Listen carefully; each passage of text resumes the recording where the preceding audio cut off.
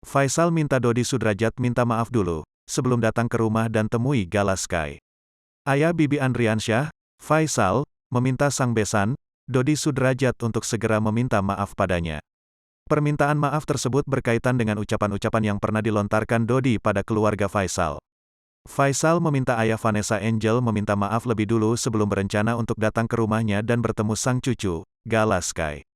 Ia berharap semua permasalahan dapat diselesaikan dulu sebelum melibatkan Gala Sky. Hal itu ia sampaikan dalam kanal YouTube Star Story yang diunggah pada Kamis, tanggal 3 Februari tahun 2022. Jangankan menemui Gala Sky, kita harus clearkan dulu, minta maaf, ucap Faisal. Kalau sudah minta maaf kan sudah clear tidak ada masalah lagi, lanjutnya. Di sisi lain, Faisal merasa tak terima apabila Dodi tidak bersedia meminta maaf padanya. Lantaran, ia sudah merasa dikecewakan dengan tudingan-tudingan yang disampaikan Dodi. Tapi, kalau tidak ada maaf dan tidak menyebutkan apa penyebabnya, ya saya nggak bisa nerima dong, ungkapnya.